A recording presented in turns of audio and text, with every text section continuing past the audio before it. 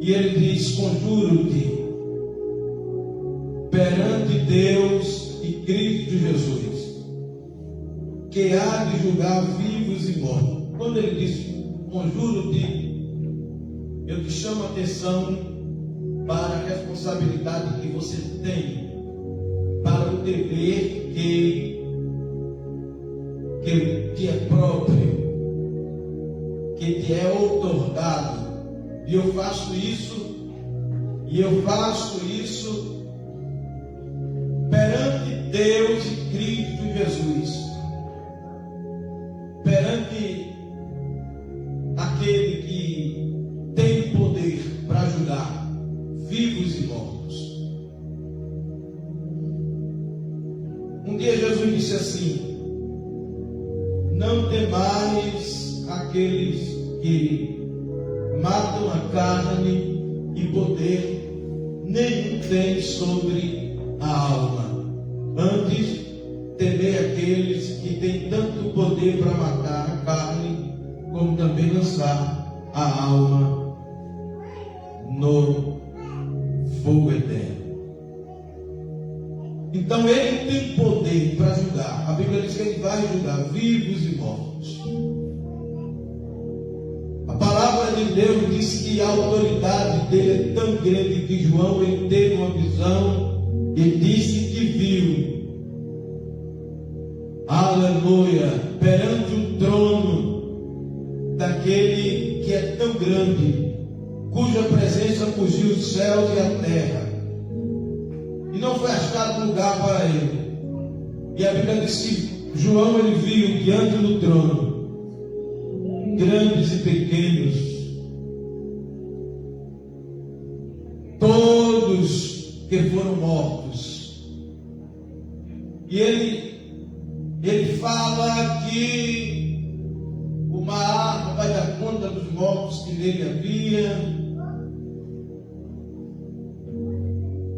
o Hades vai dar conta dos mortos que nele havia, todos vão vir prestar conta diante deles. Ele vai julgar vivos e mortos. Então, perante este que tem essa tamanha autoridade, pela sua manifestação e pelo seu reino, Paulo estava dizendo para Timóteo: ei, eu estou te lembrando da responsabilidade que você tem, que quando você foi chamado, te foi outorgada, foi colocada sobre os teus ombros. Então, perante este que tem toda a autoridade, perante este que tem todo o poder e que vai julgar vivos e mortos, eu te enquadro, te chamo a atenção, te admoesto, a que pregues a palavra. Ora, todo aquele que foi chamado para servir ao Senhor, principalmente os que foram separados para o ofício ministerial, eles têm a obrigação de pregar a palavra. Pregar a palavra. E eu disse aqui semana passada que não é pregar testemunho de vida. Se bem que na pregação da palavra podemos mencionar o testemunho de vida que coopera para que as pessoas vejam a obra de Deus executada pelo poder da sua palavra em nossas vidas. Mas não podemos substituir a mensagem da palavra ou da palavra por testemunhos, ainda que os testemunhos sejam verdadeiros, autênticos, reais, mas a pregação da palavra, ela é insubstituível. Aleluia, glória a Deus. A palavra é quem tem poder de ir até a divisão da alma e do espírito. A palavra é quem tem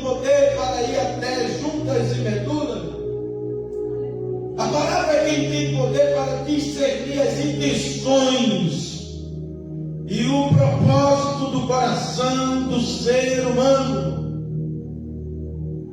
Nós estamos vivendo dias dos quais a Bíblia já adverte de longas datas que há uma escassez da pregação da palavra, em que a palavra está sendo substituída por mensagens que estão desintonizadas com ela. E nós que entendemos esta verdade, este fato que se desenrola e agora com uma maior intensidade, precisamos preservar a palavra. Capítulo de número 2 de Atos dos Apóstolos, versículo de número 42, diz assim, a respeito da igreja primitiva: perseveravam na doutrina dos apóstolos. Aquela igreja era uma igreja que valorizava a palavra e não pregava outra coisa senão a palavra de Deus. Quando nós começamos a folhear o livro de Atos dos Apóstolos, que também é chamado de Atos do Espírito Santo, ou o segundo tratado, visto que o primeiro é o Evangelho de São Lucas, a gente percebe como aqueles irmãos, eles se aplicavam a transmitir a palavra de Deus. Eles não abriam mão da palavra, eles comiam a palavra, eles bebiam a palavra, eles respiravam a palavra, eles se pautavam pela palavra, eles anunciavam a palavra. Por isso Paulo desconjura-te, ó Timóteo, perante Deus e Cristo Jesus, que há de julgar vivos e mortos pela sua manifestação e pelo seu meio, pregues a palavra. E ele diz aqui, insta, quer seja oportuno, quer não. Tem versão que diz, em tempo e fora de tempo. No livro de Salmos, aleluia, nós encontramos o salmista, ele falando com relação à questão do tempo. Aleluia. As Escrituras falam de forma forte, clara, com relação à questão do tempo. Nós não podemos desperdiçar o tempo que Deus ele nos proporciona. Porque o tempo ele não para, o tempo está andando. E nós temos um tempo determinado por Deus. No livro de Eclesiastes, o pregador diz que há um tempo determinado para todo propósito abaixo do céu. E ele diz: há tempo de nascer, há tempo de morrer, há tempo de plantar, de semear, de colher o que se plantou, há tempo de rasgar, há tempo de coser, há tempo de guerra, há tempo de paz, há tempo de abraçar, há tempo de se separar, de abraçar. Há um tempo determinado para todo propósito abaixo do céu. Mas com relação à mensagem, à pregação da palavra, aleluia, o texto diz: pregue a palavra, insta, insiste em pregar a palavra, a tempo e fora de tempo, caso a oportunidade. Aleluia. Mas eu não estou tendo oportunidade, crie oportunidade. Deus vai nos dar sabedoria para nós criarmos oportunidade e com sabedoria levarmos a palavra em todo momento. oportuno, quer não, mas a responsabilidade, o dever, a tarefa delegada é pregar a palavra. E ele diz: com esta palavra, Timóteo, corrija. Se houver necessidade de corrigir, olha aqui a ferramenta para corrigir, é a palavra. Infelizmente, muitas pessoas não querem ser corrigidas. Pastor é apenas uma peça decorativa da igreja. Quando o Senhor foi quem deu a igreja pastores, e deu-lhes autoridade para, usando as Escrituras, pela palavra, corrigir aqueles que precisam ser corrigidos pela palavra. E os que não se deixarem ser corrigidos, não entrarão no reino de Deus. Porque a palavra é um instrumento de correção para aperfeiçoamento dos santos, para que possa entrar na cidade santa. E ele diz: corrige, repreende. Ora, as pessoas não querem ser trabalhadas, as pessoas não querem ser corrigidas, as pessoas não querem ser chamadas a atenção.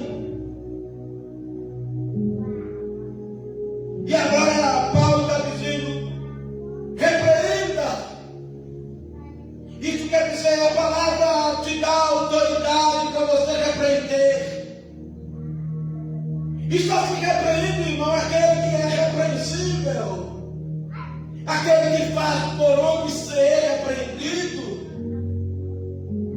Mas o interessante é que não pelo mecanismo humano, não pela ideologia de homens, não pelo ponto de vista de quem quer que seja, mas pela palavra que é o aferidor divino. Ele diz: repreenda.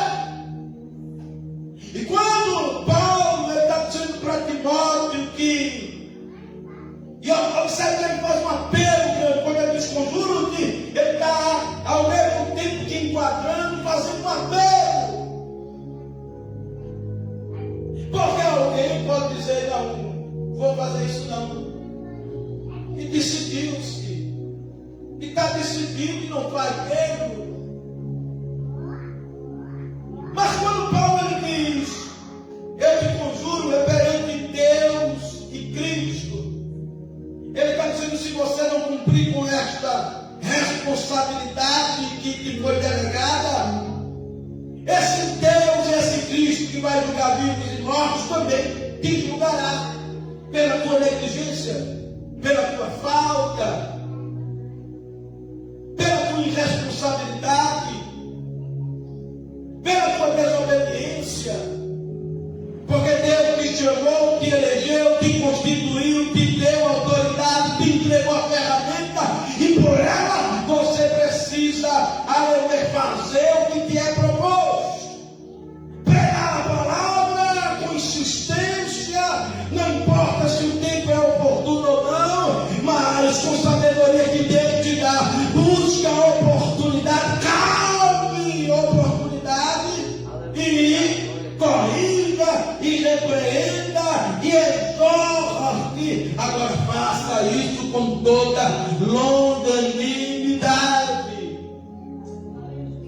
E longanimidade é a qualidade daquele que é paciente, que não é alvoroçado, que não quer que as coisas aconteçam do dia para a noite. Aleluia, que dá tempo ao tempo. E às vezes alguém diz assim: se eu fosse tu, eu não ia mais visitar ela. Se eu fosse você, eu não dizia mais nada. Eu não sei como é que você aguenta. Mas aquele que foi chamado e tem este ofício, que o Senhor lhe entregou, ele precisa entender que ele precisa ser longânimo na utilização dessa ferramenta para aperfeiçoamento dos santos. Então, ele tem autoridade para corrigir, ele tem autoridade para repreender, para exortar, mas isso precisa ser feito com toda a longanimidade. Pastor Micael falou aqui que às vezes as pessoas se encontram com Jesus e parece que há uma transformação instantânea. O indivíduo entregou a Jesus aquele ato, aquele encontro foi tão forte que parece que ele deu uma volta de 360 graus inteira. Mas tem pessoas que já não é assim, ele aceita, mas ele vai sendo trabalhado até chegar a um ponto de equilíbrio mais estável.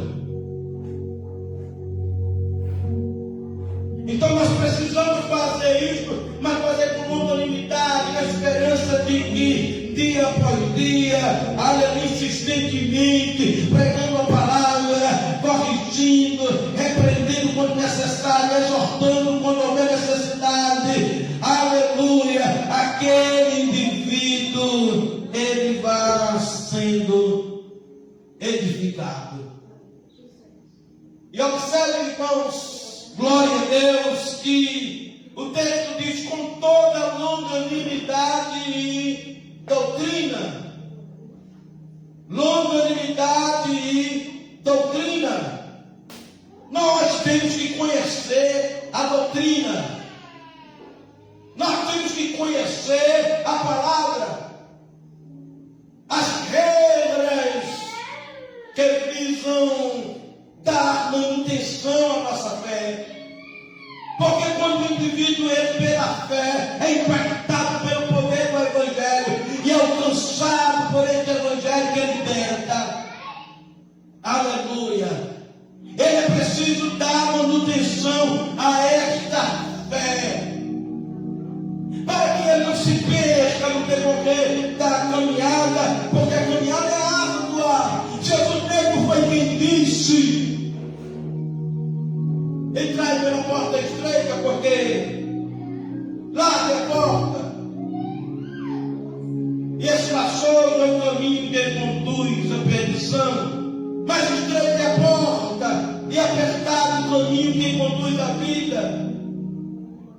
E aí no decorrer da caminhada, depois de se haver entrado pela porta estreita, não se imagina agora depois da porta encontrar um caminho largo e espaçoso. Mas tal qual a porta, assim também é o caminho estreito e não é fácil de se caminhar. E é necessário, irmão, sermos trabalhados por esta palavra, pela doutrina que dá suporte e manutenção, aleluia, para alimentar a fé que veio sobre as nossas vidas. Com que fomos alcançados? Com toda longanimidade e doutrina. E por que fazer isso tão insistentemente? E por que se aplicar a estas coisas tão diligentemente? Aí no versículo 13 ele revela: porque haverá tempo em que não suportarão a sã doutrina. Suportar a sã doutrina é não querer ser corrigido por ela. Não suportar a sã doutrina é não querer ser corrigido por ela, é não querer ser repreendido por ela, é não querer ser admoestado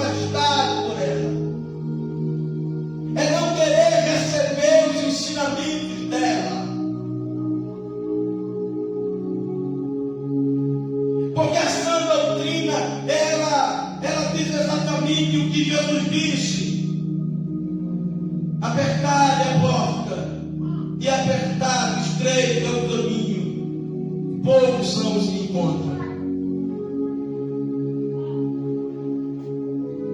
Haverá tempo em que não suportarão a sã doutrina, não vão recebê-la, não vão se deixar ser admoestados, corrigidos por ela, exortados por ela. Aleluia, glória a Deus. Não vão recebê-la, a aplicação dela em suas vidas. E vão dizer, mas não é dessa forma, mas nos originários é escrito assim, mas o pastor fulano que ensina de outra maneira. E aí, não querendo suportar a sã doutrina, tem versão que no início do texto diz, mas tendo como estão nos ouvidos. Nesta versão diz no final do versículo: haverá tempo em que não suportarão a sã doutrina, e não querendo mais a sã doutrina, levá-la consigo, aplicá-la em suas vidas, vão se cercar de mestres. Agora, mestres que falem segundo as suas próprias cobiças. É aquele tipo de pessoa que quer Deus, entre aspas, mas não quer largar as coisas que lhe atraem. Quer Deus, mas quer os pepinos do Egito. Quer Deus, mas quer que Deus permita ele se deleitar com os bolos da rainha do céu. Quer Deus, mas ao mesmo tempo quer os manjares do rei. Quer Deus, mas não quer abrir mão. Quando a palavra de Deus diz, Jesus foi quem falou: quem quiser vir após mim, negue-se a si mesmo, tome a sua cruz e siga-me. E cruz é sinônimo de renúncia. A doutrina que nesses dias as pessoas não estão querendo mais ser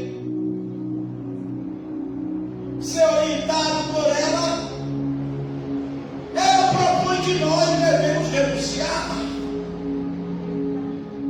E aí as pessoas não querem, e aí vão juntar mestres para si, para falar segundo as suas próprias cobiças ou concupiscências, desejos que têm da carne exageradamente, fora do padrão permitido, concupiscências, cobiça, olho grande,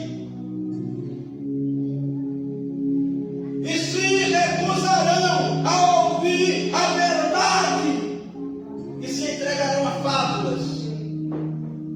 Vão trocar a sã doutrina por fábulas, por contos, por conversas,